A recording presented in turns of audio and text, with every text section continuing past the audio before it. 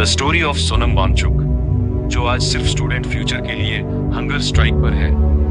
यह स्टोरी है एक ऐसे इंसान की जिसने आज सिर्फ लद्दाख की सबसे बड़ी प्रॉब्लम पानी का हल निकाला, बल्कि वहाँ के फेल्ड स्टूडेंट्स, आर्मी और यहाँ तक कि एनवायरनमेंट के लिए अपनी जिंदगी तक दांव पर लगा दी।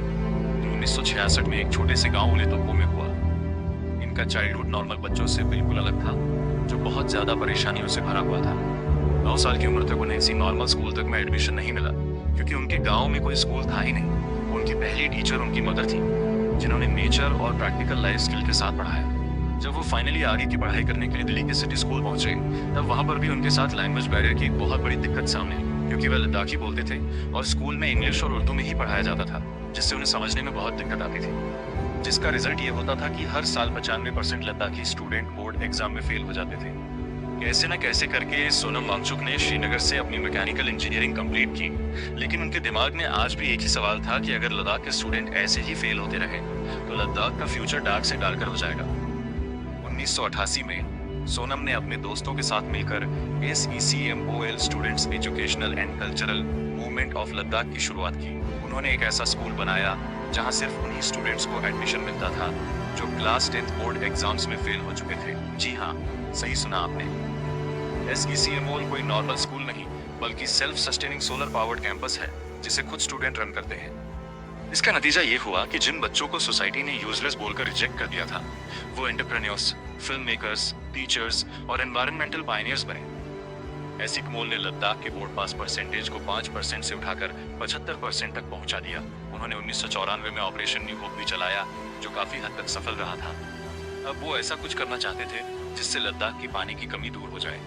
जैसा कि आप सब जानते हैं, लद्दाख एक कोल्ड डेजर्ट है। वहाँ पानी की कमी और लेट मेल्टिंग ग्लेशियर्स की समस्या आम है। इसे दूर करने के लिए सोनम वांगचुक ने 2013 में आइस स्तूपा यानी एक आर्टिफिशियल कोनिकल ग्लेशियर इन्वेंट किया। विंटर सीजन में जब वेस्ट वाटर रिवर में बह रहा होता है, तो उसे एक अंडरग्राउंड पाइप से वैली में लाया जाता है। ग्रेविटी प्रेशर की वजह से पानी एक वर्टिकल पाइप से फाउंटेन्स की तरह बाहर निकलता है। यह आसानी से धूप में नहीं पिघलता, क्योंकि कोन शेप का सरफेस एरिया कम होता है। ये आइस स्तूपा स्लोली मेल्ट होकर millions of litres fresh irrigation water provide करता है।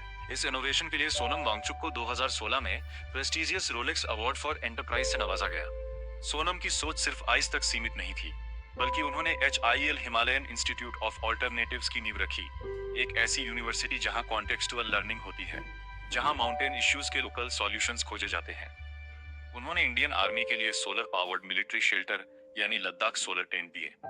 सियाचिन और बॉर्डर रीजन्स में हमारे जवानों को गर्मी के लिए हजारों लीटर्स डीजल बर्न करना पड़ता था, जो कार्बन फुटप्रिंट और कॉस्ट दोनों बढ़ाता था। सोनम के पैसिव सोलर डिजाइन्स ने दिखाया कि बिना एक ड्रॉप डीजल के सिर्फ सन एनर्जी और लोकल सॉइल का यूज करके -30 डिग्री सेल्सियस में भी इंडोर टेम्परेचर +20 डिग्री सेल्सियस रखा जा सकता है। लेकिन एक इनोवेटर का सफर सिर्फ लैब और क्लासरूम्स तक नहीं रहता, उन्हें अपने लोगों और धरती की आवाज भी बनना पड़ता है। जब लद्दाख यूनियन टेरिटरी बना, तो रैपिड इंडस्ट्रियलाइजेशन और अनकंस्ट्रेंट टूरिज्म का खतरा यहाँ के फ्रेजाइल इकोसिस्टम पर मंडराने लगा।